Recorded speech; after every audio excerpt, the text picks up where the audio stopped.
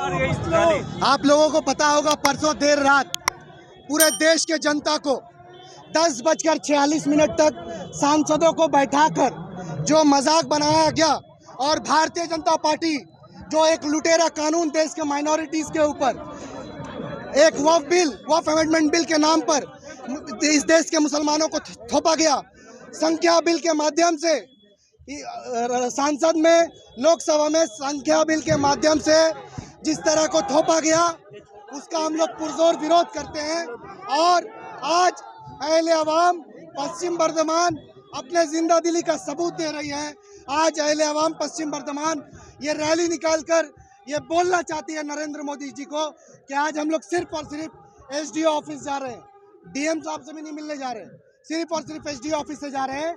और आने वाले दिनों में अगर इस देश के प्रधानमंत्री, भारतीय जनता पार्टी के नेता और जो भी सो कॉल्ड सेक्युलर पार्टीज इस बिल का पुरजोर विरोध करके अगर ये बिल वापस नहीं होता है तो आप ये जान के रखिए, आप मीडिया के माध्यम से बता देता हूँ, मुसलमानों के साथ धोखा होगा।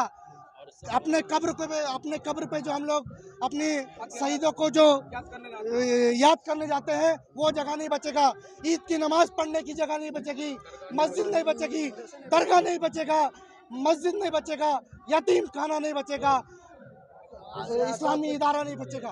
तो ये फैसला आपको करना है, इस देश के मुसलमानों को करना है कि इतना सुनकर भी आप घर में बैठेंगे या रोड में आकर पुरजोर विरोध करेंगे।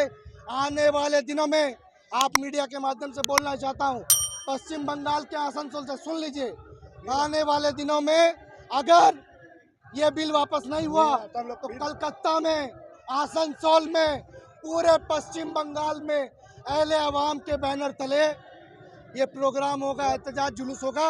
और ये याद रख लीजिए, नरेंद्र मोदी जी को, अमित शाह जी को मुंह तोड़ जवाब दिया जाएगा, क्योंकि हम लोग इस काला बिल का पुरजोर विरोध करते हैं, अगेंस्ट करते हैं। और ये वक्फ अमेंडमेंट बिल मोदी जी को मुबारक हो, क्योंकि ये Waqf amendment bill article 25, article 14, article 29 का उल्लंघन किया जा रहा है। Right to democracy, right to religious, इन सब का हक को छीना जा रहा है। हमारे संविधान के साथ खिलवाड़ किया जा रहा है, संविधान के साथ खिलवाड़ करने नहीं देंगे। इस संविधान को भीमराव अंबेडकर जी ने अपने मेहनत से सींचा है, इंशाल्लाह। दानिश अजीज कि हम लोग का देश का जो कानून संविधान बदलने का मेंबर ऑफ पार्लियामेंट और राज्यसभा है, ये दो जगह से कानून बनता है और कानून रोकता है। तो एक से दो जगह में पास हो चुका है। अब ये बिल प्रेसिडेंट ऑफ इंडिया के हाथ में है। प्रेसिडेंट ऑफ इंडिया अगर मुहर लगाएगी तो ये बिल रिजेक्ट हो सकता है या बिल पास हो सकता है। मगर हम लोग का जो तहरीक है, ये तहरीक मर नहीं सकता है, क्योंकि ये तहरीक मुसलमानों का खून से, पसीने से सिंचा हुआ, जो अल्लाह के नाम से जो जमीन वक्फ करते हैं उसके साथ जुड़ा हुआ है, ये खून के साथ जुड़ा हुआ है। इसलिए एक एक मुसलमान, चाहे वो जिस पार्टी से ताल्लुक रखता हो, चाहे जिस समाज का कार्यकर्ता हो या जिस तरीके का मुसलमान हो, एक एक मुसलमान घरों से निकलेगा।